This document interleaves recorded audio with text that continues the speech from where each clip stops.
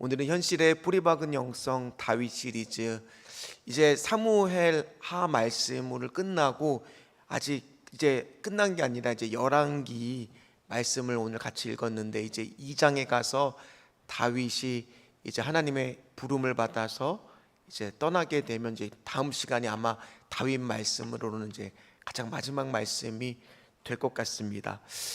지난 시간에 사무엘 하 24장에 보면 다윗이 이 마지막까지 가서 노년에 가서도 또 인구를 조사하는 실수를, 죄를 범하게 되지만, 그래도 그럼에도 불구하고 그것을 갚는 과정에서 아라우나의 타작마당을 삼으로 인해서 그 실수와 죄가 하나님께서 덮어주시면서 또 갚아주시면서 어떤 은혜가 있었느냐, 다윗이 오랫동안 기도했던 기도 제목이 뭐였어요? 성전을 짓고 싶었던 그 마음. 그런데 비록 성전은 짓지는 못했지만 그 아라우나의 타작마당을 삼으로 해서 거기에 나중에 뭐가 세워져요? 그러니까 성전터를 사게 되는, 그러니까 성전을 거의 지은 거나 진배 없는 그의 마음의 오랜 기도 제목을 하나님께서는 기억하시고 또 그런 것들을 짓게끔 해주실 수 있는 은혜를 베푸는 모습을 같이 살펴봤습니다. 그리고 나서 이제 오늘 열왕기로 넘어오면 이제 다윗이 거의 이제 나이가 이제 많이 들었습니다. 이제 다윗이 30살에 헬브론에서 왕위에 오른 다음에 40년을 다스리는데 이제 거의 40년이 다 돼간 그 시점입니다. 그래서 오늘 1절 말씀을 어떻게 오늘 열왕기에 시작을 하고 있냐면 이렇게 시작을 하고 있습니다. 같이 읽겠습니다. 다윗 왕이 나이가 많아 늙으니 이불을 덮어도 따뜻하지 아니한지라. 다윗 왕이 나이가 많아 늙었다라는 표현을 성경에서 이제 어떨 때 많이 쓰이느냐, 모세가 나이가 많아 또는 여호수아가 나이가 많아. 이제 그렇다는 얘기는 좀 있으면 어떻게 되느냐, 세대가 바뀌고 교체가 된다라는 의미겠죠. 이제 한 세대가 저물어 간다라는 그런 의미였을 겁니다. 시간이 흘렀다라는 겁니다. 당시에 평균 수명이 50세가 안 됐다라고 합니다. 근데 다윗이 지금 70세까지 살았다는 것은 다윗 나름대로 굉장히 장수한 거죠. 그 당시에 풍토로 보면요. 근데 다윗이 아마 말년 될수록 주마등처럼 옛날 일들이 많이 떠올랐을지도 모릅니다. 그 철 모르던 시절 하나님께서 나를 불러주셔서 골리앗과 싸웠던 용기가 있었던 사람이었고, 또 사울 왕이 피해서 광야 생활을 했지만은 결국에는 그 모든 어려움을 뚫고 그의 인생의 하이라이트인 왕위에 올랐을 때의 그 용감함과 패기, 아둘람 굴에서의 견뎌냈던 인내, 이런 모습들은 이미 이제 나이가 들다 보니까 조금씩 희미해졌을지도 모릅니다. 또 그가 고생했던 것도 떠올랐겠죠. 왕위에 오른 다음에 그만 욕심에 눈이 멀어 자기 사랑하는 부하의 아내를 취했던 일, 그로 인해서 압살롬한테 쫓겨서 고생했던 일들, 그 모든 일들도 이제는 다 추억이고 과거로 가고 있는 그런 시점입니다. 그러면서 이제는 내가 떠날 준비를 해야 하는데, 지금 이 다윗 왕궁의 이 말년에도 또 다른 위기가 찾아오고 있는 거예요. 그 위기가 바로 뭐냐? 다윗 왕이 후사를 정확하게 공식적으로 아직 정해놓지 않은 거예요. 그러다 보니까 많은 사람들이 마음속에 혹시 내가 되지 않을까, 그런 생각들을 다 갖지 않았겠습니까? 그렇게 계속 왕이 나이가 들어가니까 그의 신하들이 수넴 여자 아비삭이라고 하는 젊은 여인을 취해서 이 왕한테 드려서 왕이 조금이라도 따뜻할 수 있도록, 왕이 조금이라도 더 에너지적으로 일할 수 있도록 어떻게 해보려고 했지만, 그럼에도 불구하고 다윗은 점점 쇠락해 가고 있었습니다. 이 수넴이라고 하는 땅이 어디냐면, 한번 지도를 잠깐 제가 준비해 왔는데 지도를 띄워주실 수가 있나요? 방송실에서요. 예. 수넴이라고 하는 땅은 이스라엘의 평야의 모래산 남쪽에 위치한 그 지역인데, 아마 지금 전달이 안 됐나 봅니다. 하여튼 어쨌든 간에 그 지역에 있는 여인을 이렇게 취해서 그렇게 하고 있었습니다. 그런데 이제 중요한 것은 이 만약 이제 나오네요. 저기 지역입니다. 이제는 다윗 왕이 정확하게 후계자를 정해놓지 않으면 그 다음에는 이게 뻔하잖아요. 혼란과 나라가 전체적으로 흔들릴 위기에 처해 있습니다. 그도 그럴 것이 다윗의 원래 첫째 왕자는 누구였습니까? 암논이었죠. 암논. 근데 암논은 셋째인 압살롬에 의해서 죽임을 당하죠. 둘째가 길르압이라는 사람인데 이 사람은 한 번만 성경에 등장하고 더 이상 등장하지 않는다고 제가 예전에 설명을 드린 적이 있습니다. 그러다 보니까 아마 이 사람은 일찍 죽지 않았을까 그렇게 예상을 합니다. 왜냐하면 성경에 더 이상 등장하지 않으니까요. 그리고 셋째가 누구냐? 이 압살롬이에요. 근데 압살롬도 반란을 일으켜서 목숨을 잃습니다. 그 다음에 아들이 바로 누구냐? 핫깃의 아들 아도니아라고 하는 사람입니다. 이 아도니아라고 하는 사람은 당연히 후계자가 정해지 않았을 때 세상적으로 보면 순번상 나이로 보나 뭐로 보나 합리적으로 누가 왕이 될 거라고 생각을 했겠어요? 자기가 왕이 될 거라고 생각을 했겠죠. 자기가 그 다음 서열 순위가 자기니까요. 그렇게 꿈꿨는데 지금 왕이 되고 싶은데 왕이 되지 못하는 이유는 뭐예요? 아버지가 살아계시니까, 아버지가 아직 있으니까. 그러니까 아버지가 자기 인생에 어떻게 보면 지금 뭐가 되는 거예요? 이 아들의 입장에서는 나쁜 마음을 먹으면 걸림돌처럼 보이는 거죠. 그러다 보니까 이제는 왕이 되고 싶은 마음에 참지를 못합니다. 왕이 되는 꿈들을 꿉니다. 그래서 오늘 5절처럼 행동하기 시작합니다. 우리 5절 말씀을 같이 읽겠습니다. 그때 핫깃의 아들 아도니아가 스스로 높여서 이르기를 내가 왕이 되리라 하고 자기를 위하여 병거와 기병과 호위병 50명을 준비하니. 혹시 이 행동을 전에도 한번 한 적이 있는 사람이 있습니다. 그 사람을 기억하세요? 압살롬이 똑같이 했거든요. 사무엘하 15장 1절 말씀을 한번 비교해 보십시오. 같이 읽겠습니다. 그 후에 압살롬이 자기를 위하여 병거와 말들을 준비하고 호위병 50명을 그 앞에 세우니라. 이거는 전에도 설명했듯이 뭐가 하는 행동이냐? 왕이 하는 행동이에요. 그러니까 지금 뭐처럼 거만하게 굴고 있는 거예요. 내가 마치 왕이 된 것처럼요. 방자하게 굴고 있습니다. 그러니까 지금 아도니아도 우리가 말씀을 보면 대략 추측해 볼 수가 있겠죠. 앞으로 아도니아도 압살롬하고 비슷한 길을 가지 않을까, 이런 마음이 들겠죠. 아니나 다를까 오늘 이어지는 말씀에 보니까 6절 말씀에 보니까 이렇게 말하고 있습니다. 같이 읽겠습니다. 그는 압살롬 다음에 태어난 자요 용모가 심히 내가 어찌하여 그리하였느냐 하는 말로 한 번도 그를 섭섭하게 한 일이 없었더나. 그러니까 이 아도니아의 외모도 압살롬처럼 어떻다는 거예요? 괜찮게 생겼습니다. 아주 잘생겼다라는 거죠. 뭐 얘도 그렇지만 지금도 그렇지만 남자도 잘생겼다라는 것은 그것이 본인에게 커다란 장점이자 좋은 점이죠.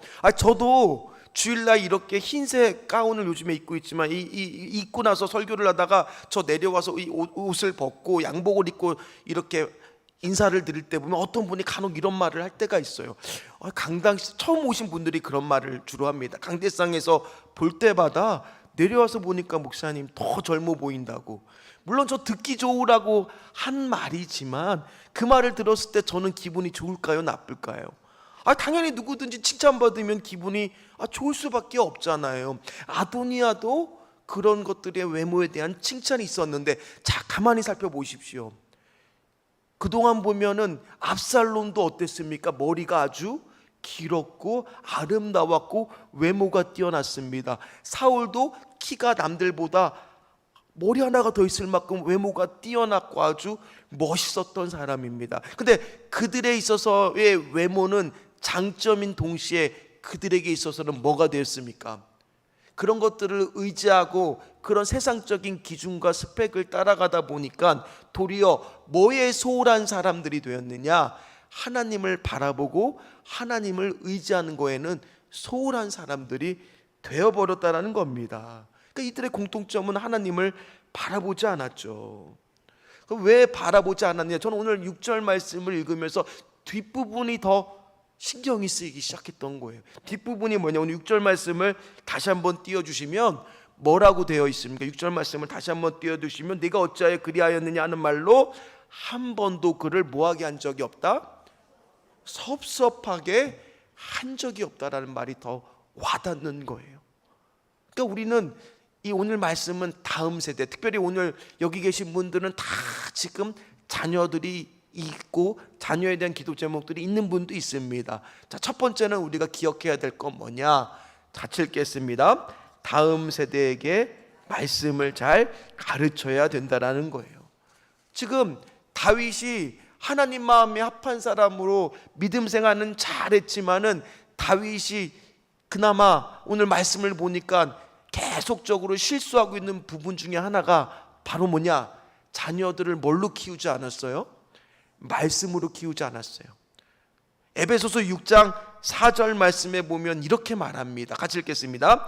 또 아비들아 너희 자녀를 노엽게 하지 말고 오직 주의 교훈과 훈계로 양육하라. 근데 우리는 뭐에만 집중하느냐? 자녀를 노엽게 하지 않으려고만 해요. 요즘에 부모들도요, 자녀들 눈치를 본다니까요. 말은 해야 되겠는데, 할 말은 있는데 차마 이 말을 했다가 자녀들과의 사이가 벌어질까 봐. 저도 그래요. 저도 때로는 자녀들을 너무 내가 강하게 혼내키면은 아이들이 상처받을까 봐 그런 마음의 두려움들이 있기 때문에 이 노엽게 하지 말고는 잘하는데 뭐는 잘 못할 때가 있느냐? 뒤에 나오는 주의 교훈과 훈계, 때로는 훈련도 필요하고 때로는 훈육도 들어가야 되는데 그 말씀 안에서 그런 것들에 대해서 약할 때가 너무나 많다라는 거예요. 특별히 오늘 여기 다음 세대 사역자분들도 함께 있지만 일주일에 한 번 예배 드리는 걸로는 우리 자녀들이, 다음 세대들이 말씀을 알겠습니까? 절대 그러지 못한다는 거예요. 평상시에 어떻게 해야 되느냐? 계속 그 다음 세대 우리 아이들과 또는 청소년들과 청년들과 말씀을 가지고 매일매일 주고받아야 그것이 가능하죠. 같이 말씀을 보고 그걸로 묵상을 하고 그것에 대해서 서로 말을 나누고, 오늘 다음 세대 사역자분들이 있지만 꼭 다음 주부터는 한번 계획을 세워서 우리 다음 세대들과 청년들과 우리 청소년들과 우리 유초등부 분들과 우리 아이들과 어떻게 하면 이 말씀을 가지고 서로 나누고 알려주고, 또 아이들이 궁금해하잖아요. 왜 세상은 하나님이 어떻게 창조했습니까? 뭐 물어볼 수 있잖아요. 그게 정말 맞는 말인가? 여러 가지 그런 질문들을 답해 줄 수 있게끔 그런 식으로 성경 공부를 잘 시켜주기를 주의 이름으로 부탁을 드립니다. 오늘 이런 교육이 잘 안 들어갔기 때문에 아도니아는 세상적으로는 많은 좋은 조건이 있었지만 결정적으로 뭐가 없었느냐? 하나님을 의지하는 사람은 아니었다라는 얘기예요. 오늘 분명히 주는 교훈도 분명합니다. 오늘 아도니아는 계속 오늘 말씀을 보면 누구를 의지하느냐? 사람을 바라봅니다. 사람을 의지합니다. 그러다 보니까 오늘 누구를 포섭하느냐? 딱 보니까 유력한 사람이 딱 있는 거예요.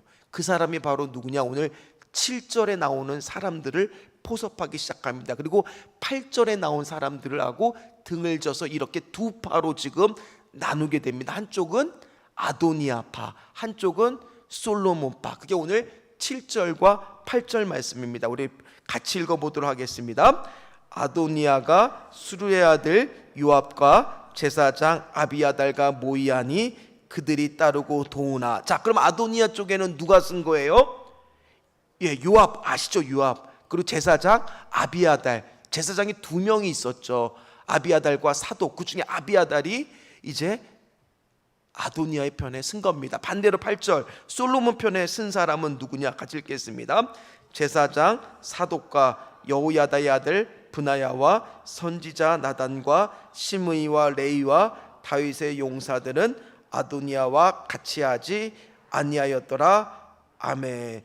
다윗의 오랜 옆에서 군사적으로 가장 힘이 썼던 장군이 요압 장군이잖아요. 그러니까 그런 사람들의 힘 있는 것을 이 아도니아는 의지하기 시작합니다.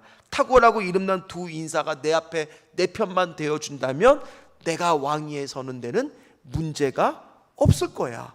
그렇게 생각을 했다라는 겁니다. 그리고 심지어 이제 사람들을 불러 모으기 시작합니다. 자기 동생들과 함께 에르노겔 근방 소엘의 바위 곁에서 이 모든 사람들을 불러놓는데 누구는 안 부르냐? 아까 우리 8절에 읽었던 사람들, 솔로몬 편 사람들은 부르지 않고 거기서 내가 왕이 되길 거라고 등극하겠다고 선언하며 잔치를 열게 됩니다. 마치 이제 아도니아는 저만치 앞서가는 것 같아요. 날개를 펴고 이제 비상할 것만 같습니다. 사람들도 아마 거기 참석했던 사람들 다 아도니아가 왕이 되어야 된다라고 고개를 끄덕였을 겁니다. 이미 대세는 다 넘어가는 것 같습니다. 우리도 세상을 살다 보면요, 그렇잖아요. 나하고 경쟁하는 사람, 하나님을 바라보지 않는 사람들은 왠지 다 편법을 쓰고 저렇게 사람들을 잘 줄을 서고 의지하면 몇 걸음 앞서가는 것 같고, 그럼 나는 뒤처진 것 같아서 상대방을 멀뚱하니 바라볼 때가 있고, 내 자리는 없어진 것 같고, 비집고 들어가야 되는데 들어갈 틈은 보이지 않고, 그럴 때가 있잖아요.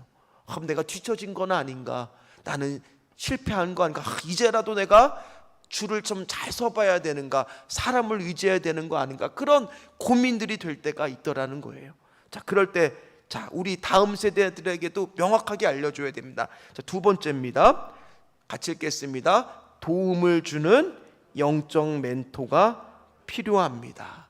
자, 도움을 주는 사람이 있다라는 거예요. 오늘 11절 말씀, 그때 이 모든 것을 바꿔줄 사람이 하나 등장합니다. 11절 말씀을 같이 읽겠습니다. 나단이 솔로몬의 어머니 밧세바에게 말하여 이르되 학기스의 아들 아도니아가 왕이 되었음을 듣지 못하였나이까? 우리 주 다윗은 알지 못하시나이다. 아멘. 지금 일이 급하게 돌아가. 이제 조금만 있으면 아도니아가 공식적으로 왕이 되는 것을 선포하기만 하면 이제는 더 이상 뒤집으려고 그래도 뒤집지 못하는 그런 절묘한 지금 급박한 순간, 나단 선지자는 누구를 찾아가냐? 왕을 찾아가는 게 아니라 밧세바를 찾아갑니다. 근데 이것이 조금 놀라운 일입니다. 자, 나단 선지자가 누굽니까? 밧세바와 어떤 연관이 있죠? 밧세바가 다윗과 함께 범죄를 저질렀을 때 목숨을 걸고 그것을 지적하러 가고 다윗 왕을 깨우쳐 주러 가서 밧세바에 대한 부분을 아주 신랄하게 적나라하게 비판했던 인물이 누구예요? 바로 이 나단 선지자잖아요. 아이러니하지 않습니까? 이게 반대했던 사람, 어찌 보면 내 편에 절대로 쓸 것 같지 않았던 그 사람이 오늘 이 문제에 대한 핵심적인 역할을 하더라는 거예요. 오늘 그 나단 선지자가 와서 밧세바로 하여금 이끌어줄 수 있도록, 깨우쳐줄 수 있도록 지금 빨리 왕을 찾아가라라고 조언을 해줍니다. 그러면 먼저 찾아가면 내가 뒤에 와서 거들겠다라고 합니다. 빨리 가서, 원래 다윗 왕 마음속에는 누구를 왕으로 세우려고 했었느냐? 누구였어요? 솔로몬이었거든요. 이미 솔로몬을 세우려고 마음을 먹고 있었어요. 그런데 지금 아도니아가 인간적인 방법으로 앞서가는 것처럼 그 앞에 탁 치고 지금 들어온 거거든요. 그래서 이거를 빨리 지금 수습하려고 이 나단 선지자가 밧세바를 지금 깨우쳐주고 있는 거예요. 오늘 우리도 마찬가지입니다. 누군가 우리가 인생에서 길을 헤매고 있을 때 때로 우리가 기도하고 있지만은, 때로 우리 자녀들도 기도하고 앞서서 나가려고 하고 있지만은 영적 멘토가 필요하다는 거예요. 때로는 내가 넘어져 있을 때, 내가 쓰러져 있을 때 일으켜 세워주고 나로 하여금 기도하게끔 하고 다시 하나님을 바라보게끔 할 수 있는 그런 영적 멘토가 있냐는 거예요. 여기 계신 분들도 인생을 살다 보면 때로는 다 답을 알면서도 나도 모르게 주저앉고 나도 모르게 기운이 없어질 때가 있으세요, 없으세요? 그럴 때 나의 믿음의 동역자가 나와 함께 힘을 일으켜주면서, 다 우리가 알고 있지만 기도가 나오지 않을 때 함께 기도해주고, 내가 너무 힘이 들 때 위로의 말을 해주면서 이끌어줄 수 있는 영적 멘토가 있냐는 거예요. 우리에게는 그런 분들이 있어야 될 줄 믿습니다. 저에게는 필요하지 않을까요? 저에게도 필요합니다. 때로는 목회의 길을 걷다 보면, 때로는 저도 하나님께 기도하면서 간다고는 하지만은 눈앞에 있는 현실에 부딪혔을 때 그것만 경주마처럼 바라보는 그런 좁은 시선을 가질 때 그 시선을 넓혀줄 영적 멘토가 저에게도 필요하다는 거예요. 어쩌면 저에게는 그것이 원로 목사님이 될 수 있는 거죠. 오셔서 함께 기도해 주면서 내가 보지 못했던 그 시선을 알려줄 수 있는 그런 영적 멘토가 우리 다음 세대들에게도 필요하다는 거예요. 특별히 우리 사역자들이, 우리 어린 세대들에게는 우리 선생님들이 그런 영적 멘토가 되어 주어야 되겠죠. 우리 청년들에게는 우리 어른들이 그런 영적 멘토가 되어 주어야 되겠죠. 그래서 오늘 이렇게 말합니다. 13절 말씀입니다. 이제 나단은 선지자를 통해서 이렇게 얘기한 걸 듣고 어떻게 하는지 한번 보십시오. 같이 읽겠습니다.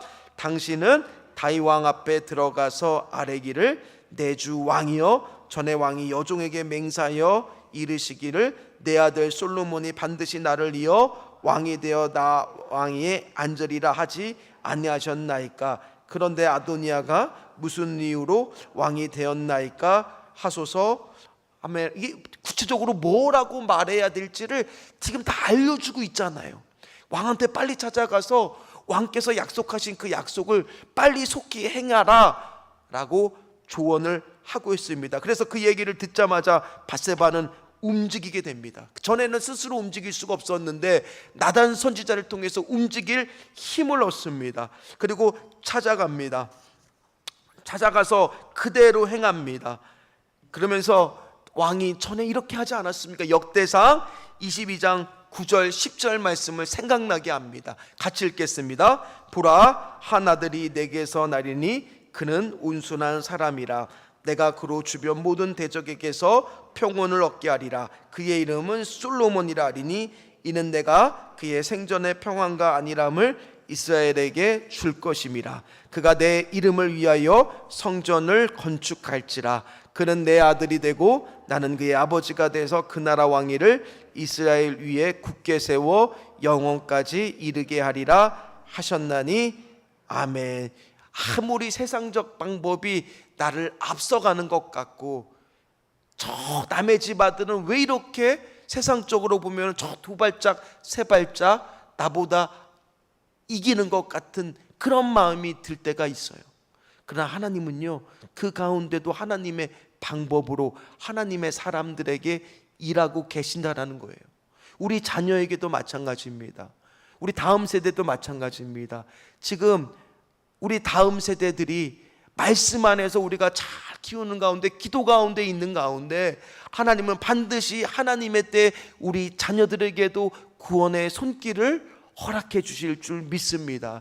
지금 보기에는 뒤처져 있는 것 같고 뭔가 아직 이루어지기 없는 것 같고 안 돼 있는 것 같지만은 결국에는 하나님은 하나님의 사람들을 보내서 그 아들을 그 딸을 일으켜 세워 주실 줄 믿습니다. 그 자녀의 가정을 회복시켜 주실 줄 믿습니다. 그래서 오늘 이 다윗 왕으로 하여금 그 언약을 생각나게 합니다. 결국에는 승부는 어디에 있느냐? 기름 부음을 누가 먼저 맞느냐예요. 아무리 아도니아가 거기서 자기가 왕위가 될 거라고 선포를 해도 핵심은 어디에 있느냐? 제사장으로부터 기름 부음을 정확하게 누가 받느냐는 겁니다. 오늘 30절 말씀입니다. 같이 읽겠습니다. 내가 이전에 이스라엘 하나님 여호와를 가리켜 내게 맹세하여 이르기를, 내 아들 솔로몬이 반드시 나를 이어 왕이 되고 나를 대신하여 내 왕위에 앉으리라 하였으니 내가 오늘 그대로 행하리라. 아멘. 역전이 돼요. 급하게. 그리고 오늘 그 아들을 가져다가 기름 부음을 솔로몬을 데려다가 기름 부음을 하고 이스라엘에게 명령합니다. 자, 34절에서 35절 말씀을 같이 읽겠습니다. 거기서 제사장 사독과 선지자 나단은 그에게 기름을 부어 이스라엘 왕으로 삼고 너희는 뿔나파를 불며 솔로몬 왕은 만세수를 하옵소서 하고 그를 따라 올라오라. 그가 와서 내 왕위에 앉아 나를 대신하여 왕이 되리라. 내가 그를 세워 이스라엘과 유다의 통치자로 지명하였느니라. 아멘. 뭐가 되는 거예요? 왕위가 되었다라는 것을 공식화시키니 이제는 누가 왕이 되는 거냐? 솔로몬이 왕이 된 거예요. 아도니아가 앞서가는 것 같지만은 결국에는 나단이라고 하는 영적 멘토를 통해서 하나님이 이 상황을 역전시키고 바로 잡았더니 이제 누가 왕이 됐느냐? 솔로몬이 왕이 됐던 거예요. 약속대로. 하나님은 오늘 우리에게 약속하신 말씀을 하나님의 정확한 시간에, 하나님의 정확한 타이밍에, 하나님의 방법으로 하나님께서 이루어 주시더라는 거예요. 오늘 이 소식을 이제 사람들이 솔로몬 만세수를 누립시오, 뿔나파를 불고 막 저쪽에서 축제를 하니 아도니아 진영에서 그 소식을 들은 거예요. 그리고 아비아달의 아들 요나단이 전령으로 와서 이게 무슨 일이냐라고 물어보니 사실대로 솔로몬이 왕위에 올랐다는 것을 전해 듣습니다. 그러니 아도니의 편에 섰던 그 수많은 사람들이 어떻게 되느냐, 세상의 힘이 어떻게 되느냐, 오늘 49절 말씀입니다. 같이 읽겠습니다. 아도니아와 함께한 손님들이 다 놀라 일어나 각기 갈 길로 머리를 다 싸매고 제갓길로 다 도망가기 시작한 거예요. 야, 이거 줄 잘못 썼다. 이제 솔로몬인데 이제 큰일 났다. 세상의 힘은 이런 거예요. 권력에 붙고 한순간에 흩어지더란 말입니다. 우리도 살다 보면요, 조급할 때가 있죠. 초조할 때가 있죠. 자녀들이 아직까지 어떻게 될지 모르겠고 왜 이렇게 내 안에서 보니까 아직도 뒤처진 것 같고. 제가 전에 사역했던 교회에서요, 어느 날 그 부모가 저하고 전도사를 집으로 이제 초대해서 식사를 대접하겠다고 그러시더라고요. 그래서 거기를 갔었습니다. 가서 이제 식사를 먹는데 이제 아들이 그 집에 있는데 그 아들이 전원주택이었는데 이제 내려오라고 하는 거예요. 그러니까 근데 미리 부모가 저한테 조심스럽게 얘기하는 거예요. 아들이 있는데 인사를 잘 안 해도 목사님 좀 이해해 주세요, 그러는 거예요. 그래서 이게 무슨 일인가 그랬죠. 그래서 이렇게 아들이 왔는데 아들이 일단은 교회 다니는 거에 대해서 굉장히 알레르기 반응을 일으켜요. 일단은 그러니까 되게 교회 사람들을 마주치는 것을 싫어합니다. 왜? 집에 혼자 있는 외톨이처럼 어디 나가지도 않고 집안에만 있어요. 군대를 제대하고 이제 거의 이제 20대 후반인데 학교도 휴학을 하고 이제 갑자기 군대를 제대하고 26인가 5에 왔는데 음악을 하겠다는 거예요. 그래서 부모님이 또 아들이 음악을 하겠다니까 어쨌든 잘하지나 못하나 작업실을 방음시설에서 이렇게 만들어 준 거예요. 그러면 거기 처박혀서 거기에 탁 들어박혀서 거기서만 있는 거예요. 밥은 거기서 먹고 아니면 뭐 내려와서 먹을 때 있지만 집 밖으로 나가지도 않고 사람도 만나지도 않고 이제 그렇게 지내고 있는 거예요. 근데 왔는데 이제 목사라고 하지 말고 제가 그냥 들으세요, 이해하고 들으세요. 그냥 형이라고 해 그랬어요. 제가 그때는. 왜냐하면 목사라고 하면은 부담을 느끼고 싫어할까봐 일단은 형이라고 하고 같이 이제 대화를 나눴는데 어머니가 그날 뭐라고 했냐? 교회 사람 중에서 목사님하고 처음으로 얘기를 했다는 거예요. 그래서 일단 놀랐어요. 그래서 그 아들을 어떻게 하면 될까 찾아갈 때마다 그 집을 자주 신방을 갔던 게 거기서 이제 전도 모임을 많이 했었거든요. 갈 때마다 그 아들한테 제가 친절하게 인사도 하고 또 존댓말도 썼어요. 일부러 더 예의를 갖춰서 이렇게 하다 보니까 그 아들이 조금씩 마음을 열더라고요. 그러면서 절대 교회 나오지 않을 것 같았는데 일단은 교회 한번 나와야 해야 되겠다, 그런 마음을 가지고 어떻게 말을 했느냐, 이 영어를 한번 배우러 그 영어 예배부터 한번 나오면 어떻겠냐고 제가 권하기 시작했습니다. 그리고 음악을 하니까 거기에 음악을 하는 사람을 찾는다. 먼저 제가 보컬을 할 수 있는 선생님을 소개해 줬어요. 학원을 가보라고. 그래서 학원에 가서 보컬도 배우고 거기 있는 음악하는 사람들을 연결을 시켜줘서 악기도 관심이 있으니까 이제 음악을 해야 되겠다는 마음을 먹으니까 관심을 갖더라고요. 그 조금씩 마음을 열리니까 어느 날 예배에 왔겠어요, 안 왔겠어요? 예, 글로벌 예배라고 영어 예배에 처음으로 오게 됐던 거예요. 그리고 나서 거기서 이제 악기를 하니까 실력은 좀 부족해도 같이 악기하는 사람들끼리 연주하다 보니까 재미가 있는 거예요. 그리고 영어 예배는 아무래도 좀 영어 외국인들이 와서 예배를 드리다 보니까 자유로운 거예요. 영어도 배우고 아이가 조금씩 흥미와 재미를 느끼더라고요. 이제 그러던 어느 날 제가 이제 그거를 이제 다 보지 못하고 여기 담임 목회를 하려고 부임했을 때 어느 날 카톡이 하나 오게 됩니다. 제가 그 카톡 내용을 오늘 마지막으로 읽어드리려고 합니다. 목사님 잘 지내시죠? 담임 목사님으로 부임하셨다는 얘기는 나중에 들었는데 미리 축하드립니다. 이제 목사님이 들려주고 싶으신 하나님 말씀을 마음껏 매주 성도들과 나누시겠나 싶네요. 아들 소식을 누구에게 나누어야 그저 인간적인 얘기가 아닌 은혜로 나눌 수 있을까 고민하다가 문득 목사님 생각이 났습니다. 왜냐하면 제가 그 교구를 떠난 지가 2년이 넘었거든요. 아들을 많이 생각해 주시고 아들이 처음 교회 사람과 입을 뗀 분이 목사님이라서 그런가 봐요. 아들이 학교 졸업이 다가올수록 어떻게 먹고 살까 하는 걱정이 컸어요.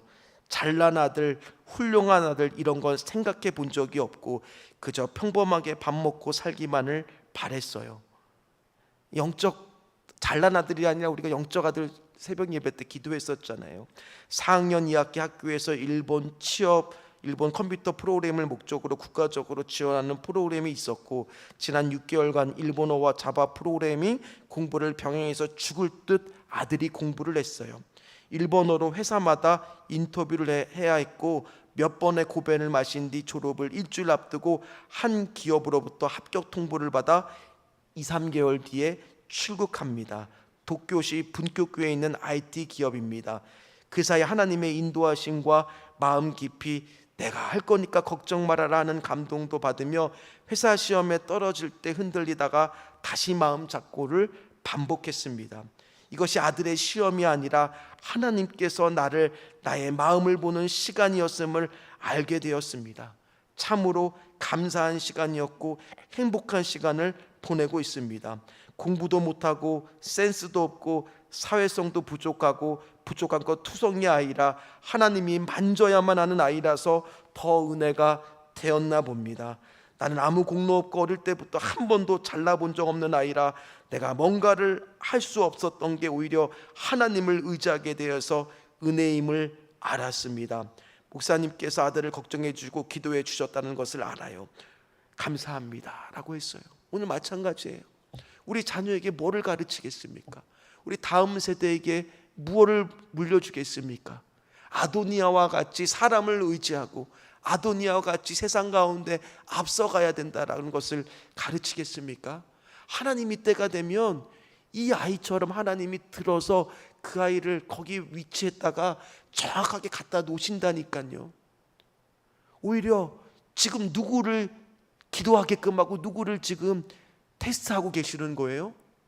우리를요. 아들을 테스트하고 우리 자녀를 지금 하는 게 아니라 부모인 우리를 지금 기도하라고, 부모인 우리의 지금 믿음을 키우기 위해서 하나님께서 지금 그러고 계시는 겁니다. 지금 여기 계신 분들 중에서 나는 어떤 자녀를 키워야 되고 우리 다음 세대는 무엇을 물려줘야 될까? 지금 나는 어쩌면 이제 다윗 왕처럼 앞으로 살아온 날보다 살 날이 더 적게 남았는데 어떻게 해야 될까? 이런 고민들을 하고 계실 겁니다. 어떻게 해야 될까요? 어떻게 해야 될까요? 주의 말씀으로 자녀를 키우는 겁니다. 포기하지 않는 겁니다.